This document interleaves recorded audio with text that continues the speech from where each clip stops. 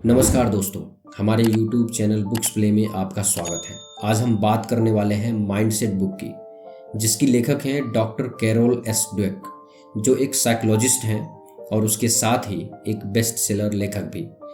अगर अपनी ज़िंदगी में, अपने व्यवसाय में अपनी प्रतिभा को विकसित करना चाहते हैं या आप किसी भी चुनौती के माहौल में अपने आप को आगे बढ़ते हुए देखना चाहते हैं, तो आपको यह किताब जरूर पढ़ना चाहिए। इस किताब में बताई गई सभी बातें आपकी मानसिकता को बदलकर आपके जीवन में सकारात्मक बदलाव लेकर आएगी। दोस्तों, ये वीडियो का तीसरा पार्ट है। इस वीडियो के बाकी सभी पार्ट्स का लिंक नीचे डिस्क्रिप्शन में दे दिया हूँ। इस वीडियो को देखने के बाद आप बाकी पार्ट्स को जरूर देखें। तो चलिए शुरू करते हैं। चैप्टर 5, मानसिकता और नेतृत्व, द माइंडसेट एंड लीडरशिप। सन 2001 में सभी कॉर्पोरेट जगत आश्चर्यचकित हो गए थे जब अमेरिका की जानी मानी कंपनी इनरॉन घाटे में आ गई थी। लोग कंफ्यूज थे, उन्हें पता ही नहीं चल रहा था कि क्या कारण है कि एक लीडिंग कंपनी लॉस में आ गई है।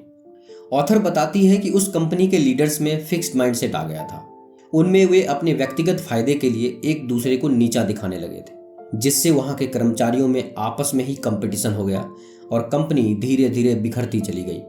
लेखक जिम कॉलिंग अपने शोध में पता लगाया कि एक अच्छी कंपनी और एक खराब कंपनी में क्या अंतर होता है। एक अच्छी कंपनी किसी भी बुरे समय को फेस करने के लिए पूरी तरह तैयार होती है और वह हमेशा बाउंस बैक करती है, और कंपनी के लीडर्स अपने आप पर भरोसा रखते हैं और फाइनली कंपनी जीतती है। जिम कॉलिंग बताते हैं कि कंपनियां जब भी खराब प्रदर्शन करती है तो मोस्टली उनके लीडर्स में अहंकार या ईगो आ जाता है।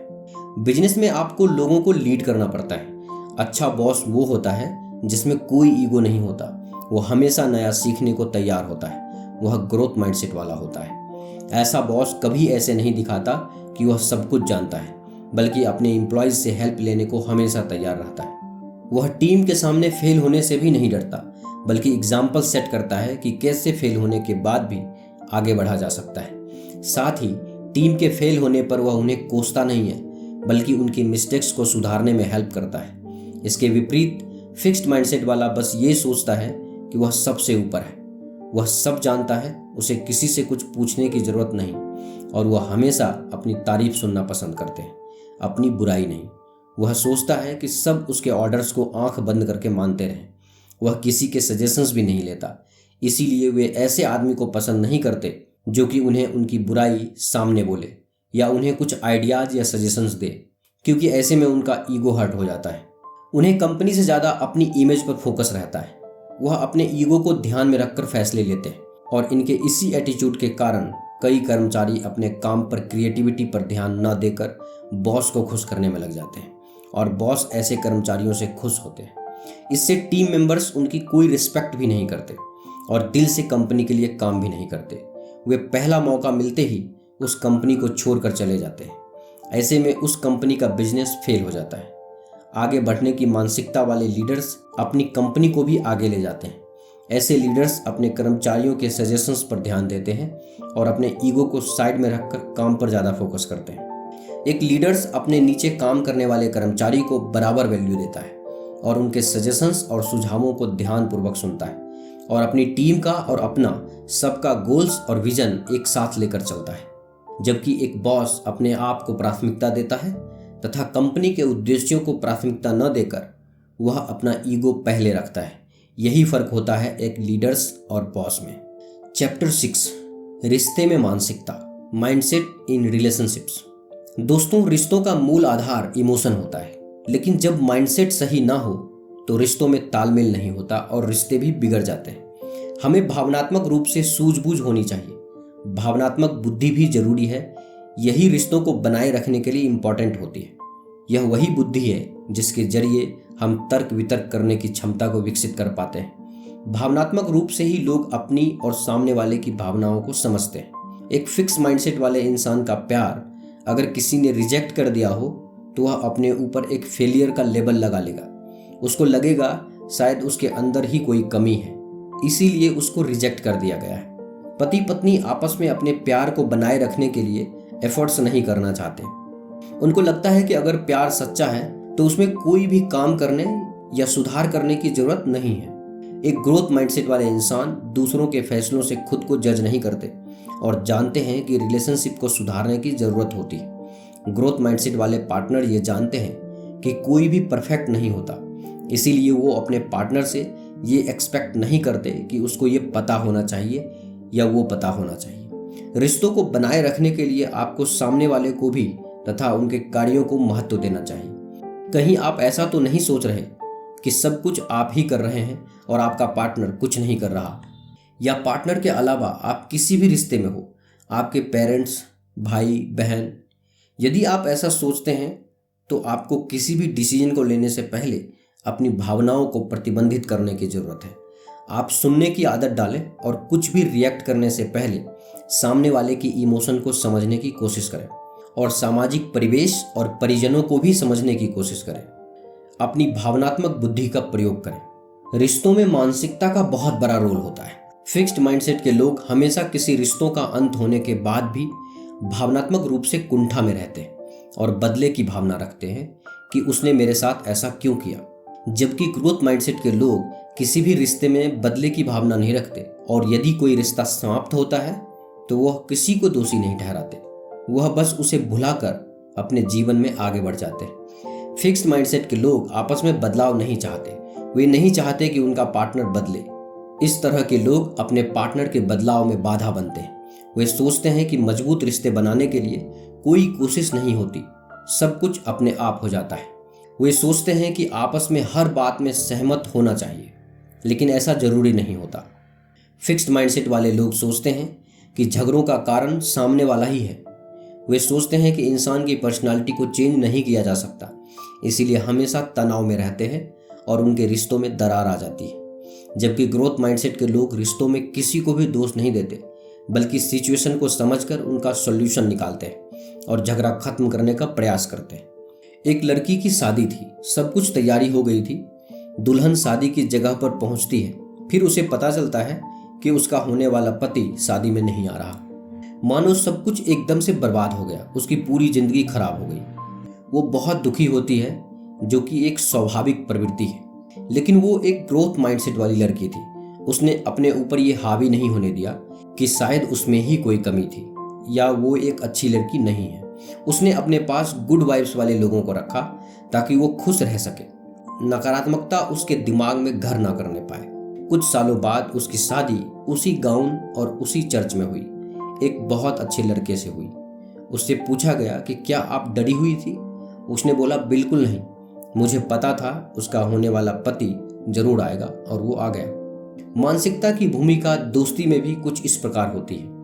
फिक्स्ड माइंडसेट के लोग अपने दोस्तों में भी अपने आप को सर्वश्रेष्ठ साबित करने में लगे होते हैं और दूसरों की ग्रोथ होने पर वह उनसे अपने आप को अलग कर लेते हैं। जबकि ग्रोथ माइंडसेट के लोग अपने दोस्तों की सफलता पर उनका साथ देते हैं, न कि उनसे ईर्ष्या करते हैं।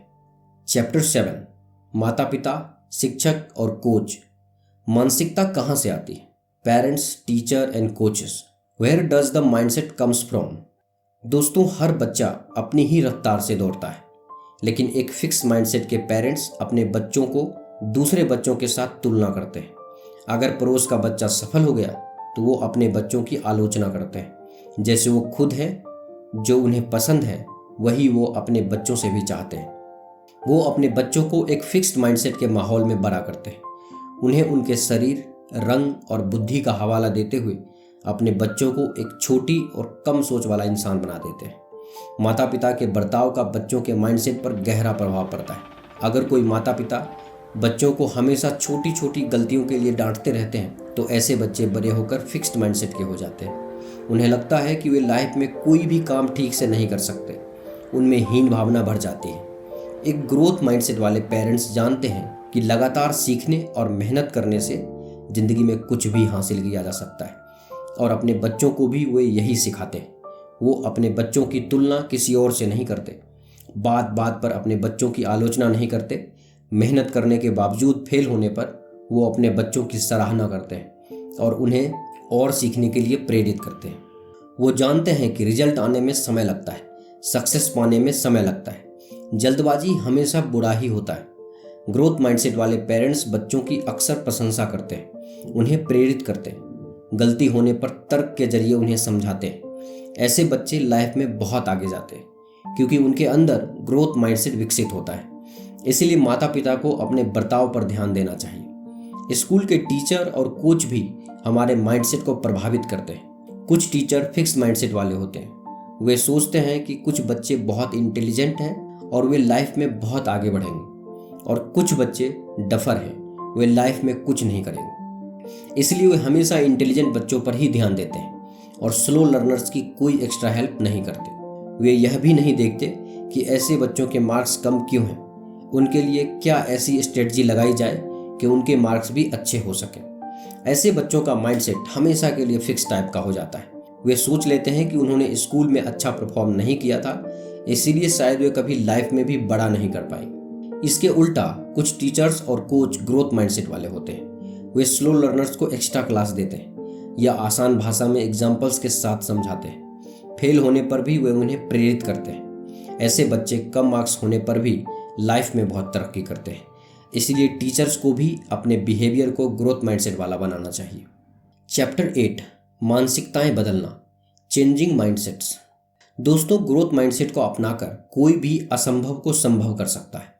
अपने माइंडसेट के विकास के लिए किसी भी व्यक्ति को अपने आसपास के वातावरण को दोषी नहीं ठहराना चाहिए। दूसरी मांसपेशियों की तरह दिमाग को भी ट्रेन किया जा सकता है।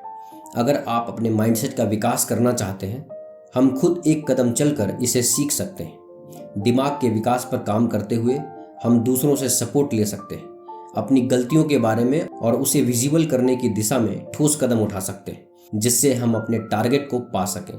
यह जानना आवश्यक है कि फिक्स माइंडसेट को आसानी से बदला नहीं जा सकता। इसमें कई वर्षों तक संवेदना की मदद से हम फेलियर से बच सकते हैं। अपने सेल्फ कॉन्फिडेंस को बूस्ट करते हुए सबके सामने यह एग्जाम्पल रख सकते हैं। सच तो यह है कि फिक्स्ड माइंडसेट को पूरी तरह तुरंत बदला नहीं जा सकता। किसी विशेष परिस्थिति में जैसे जैसे विकास की प्रक्रिया शुरू होती है, तो व्यक्ति की सोच अपने कारणों को खोजते हुए प्रत्येक दिन विकास की प्रक्रिया की ओर बढ़ जाता है। माइंडसेट के विकास की प्रक्रिया से किसी भी क्षेत्र में असंभव को संभव किया जा सकता है। इस संबंध में ग्रोथ माइंडसेट आत्मबल की कुंजी है। अक्सर लोग अपनी पुरानी आदतों को पुनः अपना लेते हैं, क्योंकि बदलती मानसिकता के साथ साथ पुरानी मानसिकता भी साथ चलती है।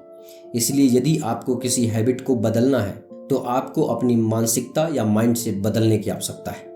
आपको आगे बढ़ने के लिए मानसिकता का विकास करना जरूरी है। मानसिकता के विकास से फिक्स्ड माइंडसेट का व्यक्ति भी ग्रोथ माइंडसेट के व्यक्ति में परिवर्तित हो सकता है। एक शोध किया गया जिसमें फिक्स्ड माइंडसेट के बच्चों को 2 भागों में विभाजित किया गया।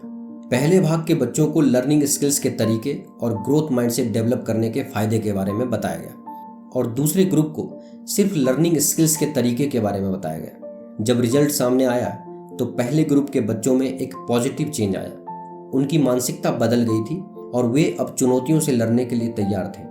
जबकि दूसरा ग्रुप, जिन्हें सिर्फ लर्निंग के तरीकों के बारे में बताया गया था, उनमें कोई पॉजिटिव चेंज नहीं आया। इससे यह साबित होता है कि लर्निंग स्किल्स के अलावा यदि हमारा माइंडसेट सही हो तो हमें पॉजिटिव चेंज आ सकता है, जैसा कि ग्रुप 1 के छात्रों के साथ हुआ। मतलब अगर माइंडसेट को बदल दिया जाए तो परिणाम भी बदल जाएंगे। जो लोग बदलाव नहीं चाहते, वे हमेशा अपने आप को किसी अच्छी चीज के हकदार मानते हैं। जैसे कि वे सोचते हैं कि उन्हें अच्छा घर मिलना चाहिए, अच्छे लोग होने चाहिए, सभी को उनसे अच्छा व्यवहार करना चाहिए, अच्छी नौकरी होना चाहिए। लेकिन ऐसा होता नहीं है। लेकिन जब ऐसा नहीं होता तो उनकी इच्छा अनुसार उन्हें परिणाम नहीं मिलते, तो वह लोगों को कड़वा बोलने लगते हैं, चिड़चिड़े हो जाते हैं कि कोई उनकी तारीफ नहीं कर रहा, कोई उनके टैलेंट को नहीं समझ रहा। ऐसे लोग अपने काम या ड्यूटी पर फोकस ना करके अनावश्यक परिणाम पाना चाहते हैं। जबकि सेम कंडीशन में ग्रोथ माइंडसेट वाले लोग किसी से कुछ बोलने की जगह कुछ नया सीखते हैं, अपने आप को इम्प्रूव करते हैं और अपनी कमियों को सुधार कर काम को अच्छा करने की मेहनत करते हैं। और वह अपने परिणाम पर और लोगों की आलोचनाओं पर फोकस ना करके अपने काम को अच्छा करने पर फोकस करते हैं, और यही ग्रोथ माइंडसेट उन्हें सक्सेस दिलाता है। तो दोस्तों, मुझे उम्मीद है कि आपको माइंडसेट बुक समरी पसंद आया होगा। इस वीडियो को लाइक और अपने दोस्तों के साथ शेयर करें, और ऐसे ही लाइफ चेंजिंग बुक समरीज और नॉलेज से भरे वीडियोस देखने के लिए हमारे YouTube चैनल बुक्स प्ले को सब्सक्राइब करें। धन्यवाद।